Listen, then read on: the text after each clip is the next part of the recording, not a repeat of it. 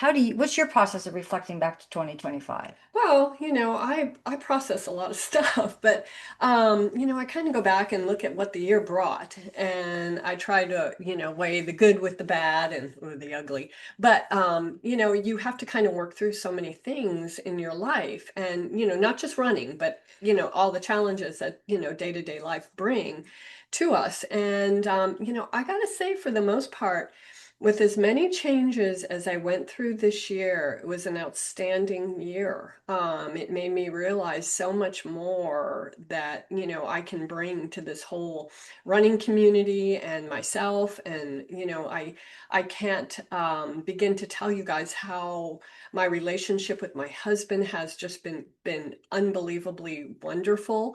Not that it always wasn't, but it's taken another level, and maybe that's all the years that we've been together, or however you want to look at it. My Hey, everybody, welcome to Running Strong Mind Body Connection podcast. This is our quarterly, at least, Yeah, Mo and Karen podcast once again. once again. And so hang in with us because we're going to have some exciting stuff to share with you. So, Mo Bartley, welcome to the Thank you, podcast. Miss Karen. Always good to be here with you. Yeah, So super yeah, fun. I've missed you. You've been gone, and so it's been great to finally, we're catching up, and then I'm traveling. I So know. yeah, it's So all good. hit and miss stuff. Mo's my tempo training running partner because she runs faster than me and she makes me go faster. So Well, I enjoy it. I can beat her up a little bit I know, out there, right? so And she then I'm loves always it. jazzed. It's all good. But hey, this is the first podcast for 2026, and what a great time to reflect. And this time of energy is winter time. It's cold. Sometimes it can be foggy and gloomy wherever you're at in the world. It could be snowing and you're stuck inside, whatever it is. But as runners, it's a great time to reflect. So what did 2025 look like? And what's your intentions for 2026? Because we're going to kind of explore those topics. I know a couple of things, and Mo was just chatting with me. My 2025 ended with or started with a major injury, and that took me out for probably 3 months, maybe. I think Yeah, mine took you out further. So that quite a was while. that was quite the so it's what's our mindset over that? How do we handle that? And how do we reflect on that? And what do we set our intentions to? And I'll share some of what I do in my life. And let's explore, Mo. Yeah, sounds Let's good to me. let's do We both it. had one of those years. Like I had a lot of high expectations for myself. And, of course, that always includes having a lot of fun. And I ended up getting injury. I don't know. I've never rolled my ankle in my life. And here I go and do the same stupid thing on a warm up, no less, at 11:30 minute pace. And whoop. Anyway, that kind of Were you on the trail or were you it was on in the the? trail. I was Oh, before a okay. race. I was, Yeah. going to hit the cross country scene pretty hard. So, that didn't happen. And like Karen said, boy, you really got to change your mindset. And then, I had to tell my group, practice what I preach. Don't do what I do because I wasn't smart again. And you would have thought after all these years and all these injuries and stuff here and there that I would have been. But anyway, I'll share that with you guys too. And I've been injured many times in my life, and Comes with the territory. I know it does come with the territory. And I'm going to say almost all of them is because I wasn't paying attention. Yeah, that's what I think happened with I me. wasn't paying attention. And of course, I'm chatting with somebody, and Hmm. this last one was the exact same scenario, but what my mental attitude. And the years back, I fractured my fifth metatarsal.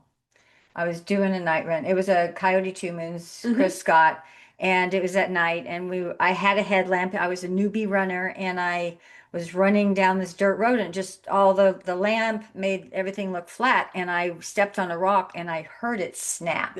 Yeah. So what I do with me and it's my energy. It's just where I'm at is I sit at, I go out there and support the two, and I'm like at the finish line going, I want to feel like that. I'm going to do that again. I want to do that. Hmm. And so I know that. I mean, you're just as driven. Mhm. Oh, yeah. Yeah. We both are very driven women, so it doesn't matter what age you are, we're driven. And no matter what age you are, it doesn't matter, right? Yes, It doesn't. exactly. It doesn't flip and Exactly. matter because age is just a number. And I don't even want to go down that path. I Oh, think I know. we've went in No. that path in a previous podcast, Yeah, I think we did. I think we hit that. Yes. Oh boy. but this is on YouTube.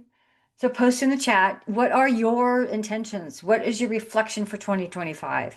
And how do you go back and reflect, Mo? What do you do? We're coming to the December, or we are recording this in December. This will be posted January 6th, I believe.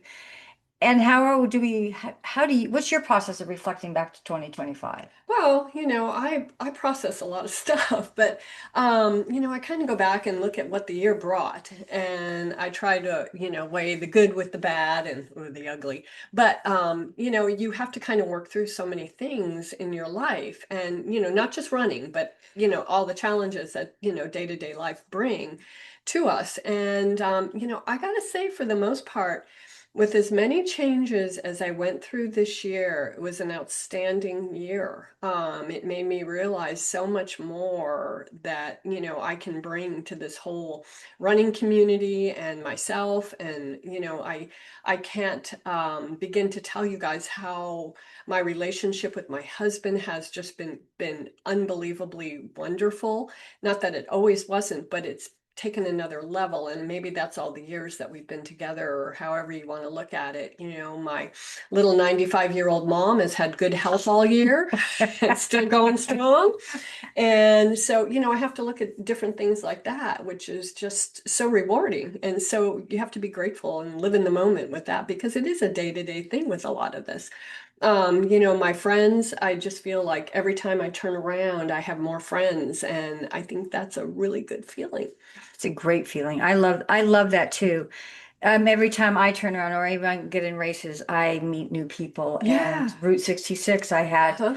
yeah, I know I have like four more new friends. Right. And so that's what we have value is that Hmm. connection with people and how we inspire people. It's another thing to look at because you brought up your relationship with your husband. We're not just runners. Our No, life not at isn't all. just running, even though she is a legendary badass. Oh, wow. But Yeah. you compete. I've never really competed at any Yeah. level. I just have found value. I just found enjoyment in everything that I do. And Hmm. I love the endurance. I love the long distance. I love the endurance. I love the ability of my body performing and how it can recover. And Yeah. age is not your limitation. No, it's not at Um, all. but it matters because um, our relationships with ourself, our relationship with our spouse and our children and our community, Hmm. that matters. That's a full life. We aren't just runners and Right. nothing else matters. And I know I've coached in my mental fitness stuff. I've coached people who have stressed in every aspect of their life and they go to run to get away from the stress. And it takes them an hour, 2 hours in the run, and finally they're calmed into the. And so just look at that. Look at bring the gratitude, the joy that um, we have for a whole life into your Yeah. beingness. Well, and I think running has been always a big stress reliever for all of us. Oh my gosh. You know? I thought it wasn't recording. Oh, are we recording? Don't mind us. Um, just go with it, guys. So That's yeah, part of life. totally. What are we doing now? Anyway, gotta laugh about it. So yeah, I think running has been so wonderful for all of us through all the ups and downs. And not just, running, it's whatever else we throw ourselves into, whether it be into the gym with weight training, biking, even just going out for a hike, and enjoying what's, Mother Nature has provided with us. And Karen and I are very fortunate to live in a beautiful part of the country. And, we get to go enjoy that in our backyard, which is fabulous. And this fall has been, I don't know if you've noticed it, but I think the colors have been more vibrant, Yep. with all the seasonal changes and stuff like that. And the last week, it's been very gloomy and very foggy up here, and we're not used to that. And finally, today we have some sunshine. And I don't know if you notice this, but right away, it's like, oh my gosh, this puts a whole different perspective on I got to get outside, I got to work in my yard. I didn't run this morning, I went to the gym instead, but the sun just made me feel good getting out. And, this afternoon I'll spend more time out in it. But yeah, it's crazy with that cold, gloomy fog makes everybody want to hunker down, but we don't. We get out in it. Well, I think that for some runners and for some people, it's look at that. If it was really sunny, it's really easy to go out there. Yeah. But when it's gloomy and it's foggy, what happens here is the cloud just sits here and it doesn't Yeah. move and it's just dripping wet. Hmm. And it makes it kind of dark and gloomy Oh, it and was dark and gloomy and cold. cold, cold, Yeah. cold. And just the fact of get over that and get out and run Yeah. because you're going to feel better when you do it. Oh, And you you know you're going do. to feel better when you Hmm. do it. And everybody around you will feel better too. So it's kind of like I had my group out there yesterday, and it was a great group, and lots of folks, and we hooked up with another trail group out there, and it was so fun because we were all running in this mystical, magical fog, Oh, fun. and that has its own beauty also. And so for us, we were all like commenting on how different like the river looks in the fog, and the scenery, even though we see the scenery so many days of the week, every week almost that we run out there. It was beautiful, and hey, when we got done, we were cold and wet and needed to get dry clothes on, but it was just a perfect morning out there. Yeah, So, and then you just feel really great oh afterwards. And yeah, yeah. I told Mo I was going to go, but I didn't Yes, because, she didn't. I told her, what happened to but you? you know what? I ran with my husband. Yeah, there you go. And that was magical because we haven't been running together very much Yeah. lately. Either I'm doing the hundreds and he's crewing me, or I'm crewing him, or he runs, too early in the morning. He has meetings, and it's just like not together. And it's like, you know what, Mo, you know what? I'm going to run with you today, now too. And I totally understand that because I so enjoy the mornings that Brian and I just get out there and run. Yeah. It's just an easy run. He's still coaching me after all these years, which, married to me, coaching me. You guys are probably going, what's wrong with him? He's sick of you. Well, But what I no, was thinking, the relationship's still together. yeah, yeah, 28 years, it's like, okay, Wow, here we that's pretty are. good.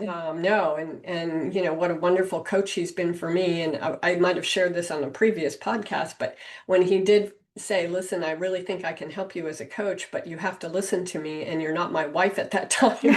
I'm coaching you. So, that was a whole different aspect of our relationship. But, even through all of our challenges and stuff, that has always worked for us, and it's still working till Yeah. this day. So something special there. I feel very lucky. So what was his viewpoint, his sharing when you sprained your ankle? Oh my gosh. Well, so this was pretty stupid on my part, but I rolled my ankle and didn't think too much about it because it was on a warm up before a cross country. So I raced on my ankle. And, during the race, it really didn't bother me that much. It's when I finally got done and took my shoe off, and then the whole thing went blew up. So of course, Brian, he was working the course out there with the group. And so when he found out that I had rolled my ankle, he's just like shaking his head. And then of course he's looking at it, and it just like swelled up unbelievably. And he's like, oh my gosh, how did this happen? I go, I don't even really know. It was stupid.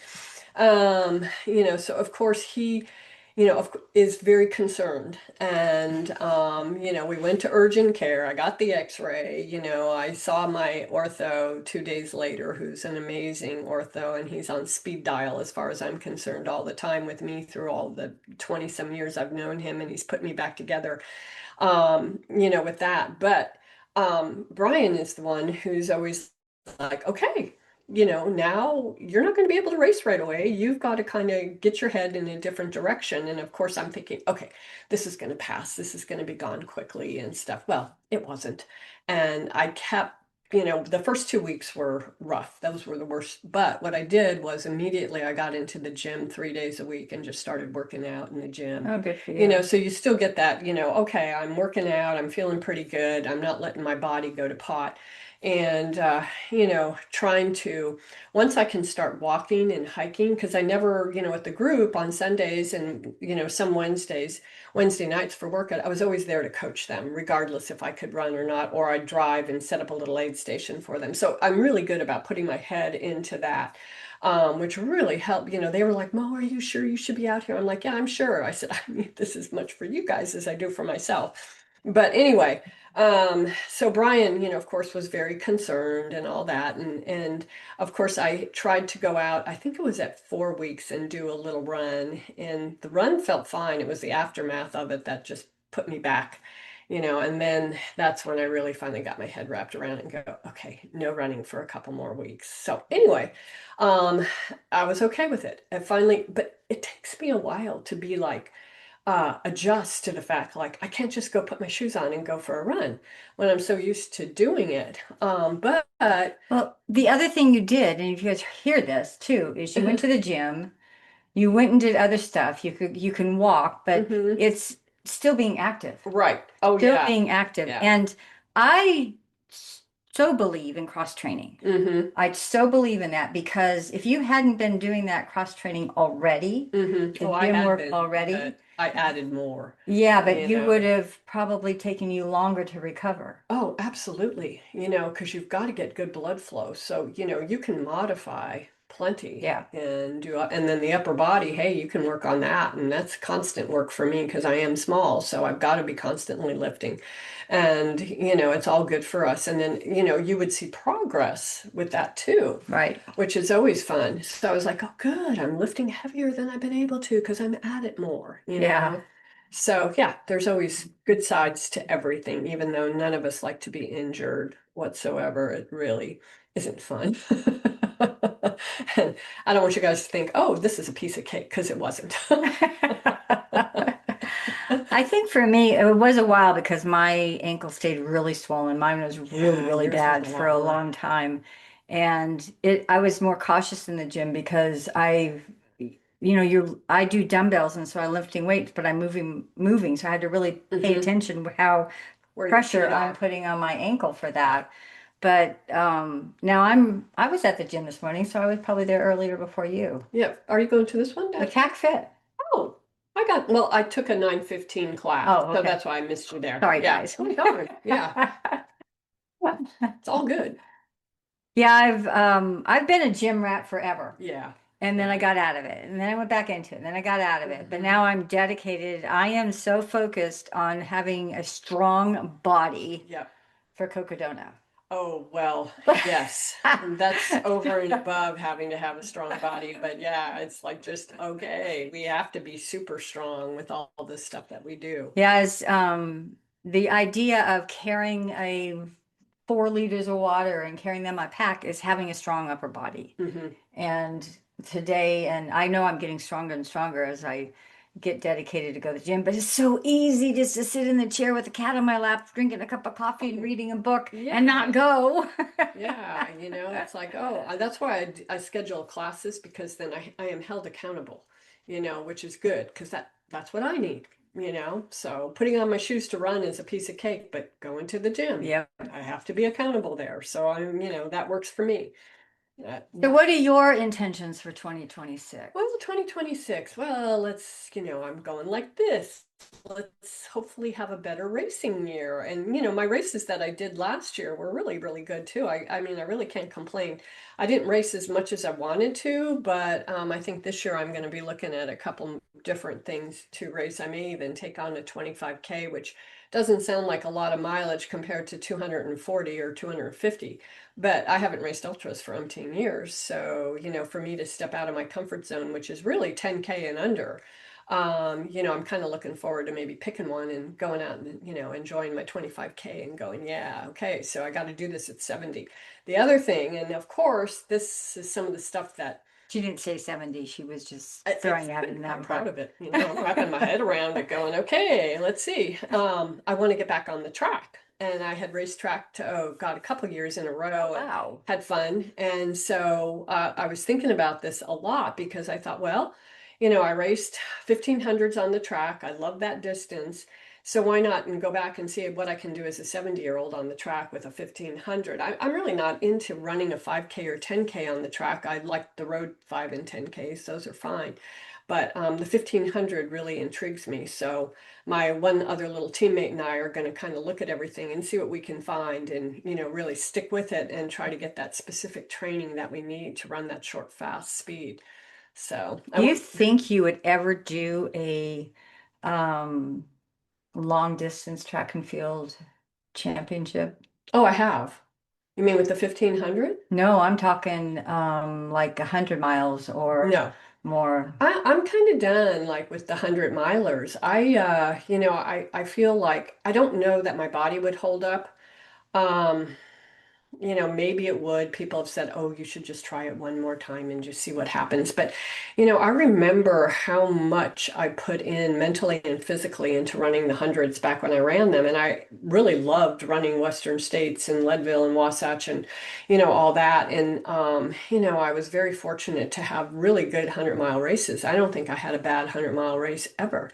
But I remember, how deep I had to dig to do that. And, I guess I shouldn't say never because maybe if I get a little bit older and I think, maybe I want to be out there running and I won't have that, like, you got to go as fast as you can go.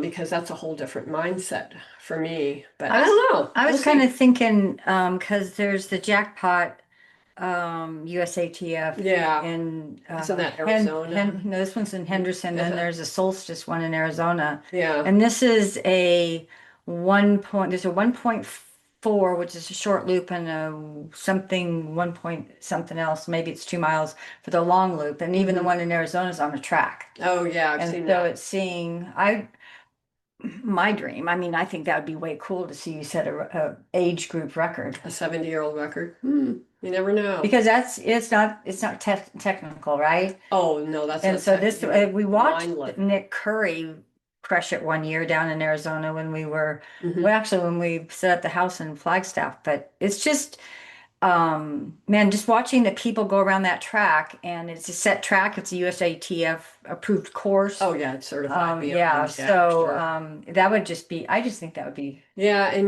really, I haven't even looked at what the 70-year-old records are. I was kind of thinking and contemplating it, with my 60s, during my 60s, maybe doing a 50K, and that may still come about. I think Brian and my dear friend Rich Hanna would love to see me do a 50K and see what I could do there. So that's a possibility too. You never know. I think you should. But there's so many fun things I want to do too, It's kind of like, okay, what do I want to train for? The 1500, the, 25K, it just I feel very fortunate that we have so much to choose from too. Yep, yep, yep, Lots yep. of options and lots of different places we can go and race if we want. And so, yeah, remains to be seen. Yeah, and it's something else I want to bring up too is our the mental mindset of all this. Yeah. Because this is critical. Because I mean, even you're talking though, you're more structured, and I think she's an elite athlete, but and I just hang out. But It's a lot it's like our that. mental attitude Yeah, about it. it And is. so when we step into that race, are you stepping into that peace and calm, or are you judging yourself against everybody else and then judging yourself how you're going to start if you're going to make it? Are you saying Hmm. I have to do this particular time? So you're setting for the goal and you're not in the journey. Where are you guys at? Hmm. And what is your mindset when you do that? Because I guarantee you that um, when you start a race, you start, your championships and all that. If you're in that peace and calm, that race is going to go great. But if you're in that mindset of I don't think I'm as fit as that person. I don't Oh, think I'm right. this. I don't think I'm that. I'm not going to do this. That's exactly what you're going to get. Yeah, and I think I might have talked about this before, but my first year at Western States, I kind of, I was so new to me, and running that distance was new. And then kind of, my head was kind of like, oh my gosh, I ended up catching up to some of the top women. And I'm like, what the heck am I didn't, like, I was second guessing myself, what am I doing up here? I shouldn't be up here. Look at who's up here, so and so and so and so. And, really, I should have just gone, huh? What do you know? And, I did for the most part, but I think that kind of tripped me out a little bit for a while, if I can remember all those years ago. And I always remember one of my pacers, not during my very first 100, but I believe it was my second 100, was you always have to run your own race, especially at a Yep. 100 miler. Yep. Who cares who's out in front of you initially? The end of the race, the last, from Forest Hill Inn is where that race really, really begins. So, yeah, you have to kind of go with it. And yeah, and my second Western States was probably my hardest, but it it was really an amazing race. I brought myself back from being feeling like crap and broke 24, and I can't remember my place out there, maybe fifth or sixth woman. I can't remember exactly now, but yeah, and I had to believe in myself and I had to believe in my pacer, what he was telling me. He's like, "You're going to break 24. We just have to run everything." Oh, okay. And I remember being so compliant, okay. Being naive was really fun then too. Huh. But it worked. So anyway, it's good stuff. Yeah, I just had, I mean, I've talked to so many other runners. The Route 66 I just did, or I did back in November. And if anybody wants to run an amazing race, I would suggest like looking at Marshall and Heather's Route 66 140 in Arizona. Was it all pavement? Yep. Oh, wow. Yeah, it's Okay. really a beautiful race and it's an Yeah. epic race because it's on Route 66. Yeah. Oh, yeah. I love the So history out definitely we'll do there. it again. But the first place guy last year was telling me he doesn't even wear a watch, Mm, go completely by feel. And if yeah. you're going completely by feel, you're in the present moment. Right. And I There's tell a lot of nothing can go yeah, wrong. folks, like take your watches off, turn them Yeah. off, do something because, you kind of get tired of that whole like, oh, Mo, we ran My pace. 8.4 in my pace. And I'm like, who cares? It's trail. And yeah, maybe it was a little longer than you thought, but it wasn't that much longer. But it's funny with that because people are so tuned into their Garmin's and watching Yep. everything. And hey, when I started running, ultras and stuff, I didn't go by my watch. Nobody You went know, by their watch. They didn't even have all this technology. we had no idea what we were doing. So yeah, I had my pacers kind of lying to me at times, like, okay, we got to run this part and X amount, and but yeah, Like, yeah. uh, But they made it. You made it. yeah, and I listened to them, and little did I know, but That's then what I did pacers that are to for. people too. It's like, okay, hey, we got to run everything right now. Well, I So know I've caught myself doing that, and that was at 2017 Western States. mhm. And I thought, because what you do, pay attention to when you look at your watch, you're judging yourself Oh, because you're big time. saying, holy crap, I'm not going fast enough. Oh, I'm going too fast. I'm going to blow up. Blah, blah, blah, blah, blah. Yeah. And if I had to let go of all that, I didn't take my watch off, but I had to let go of all that and just be in the journey. You have to Hmm. be in the journey Yeah, because that's that's where you're so going to be your best important. element is in the journey. Even if you're ignorant with your pacer, Hmm. you're in the journey. Yeah. You're in the Yeah. journey of it. And that's the beauty of it. When you go from a 5K, 10K, a marathon, Hmm. a 50K, 100 miles, Yeah. 250 miles. Yeah. I mean, I don't never. know what that's going to look like. Yeah, I know it'll be interesting to see. And I've got quite a few friends now that are kind of going into that 200 thing. And Nice. I'm very supportive, but I'm also, my little brain starts working like, okay, this could happen or this could happen. How are you going to handle this at a 100 miler? Yeah, I get that one totally. But then there's this whole other element of pushing your body Yeah. into another 150 miles, whatever it may be. And, boy, that's certainly the unknown, Yep. with that. Yep, that's kind of So, what I last year, but that's where I sprained my ankle is training for that. right. I And remember that now. so, Yeah. yes, I believe and I coach my people. Everything happens for a reason, but I have no idea what that reason was, but who Hmm. knows? But Right. I think it taught me though was because I went and worked Camp Kippa. My mindset was I can run 100. What do I do after that? Hmm. And I thought I had to run the first 100 straight through. And the realization came here this past year. I always run Stagecoach, Javelina, and then Route 66.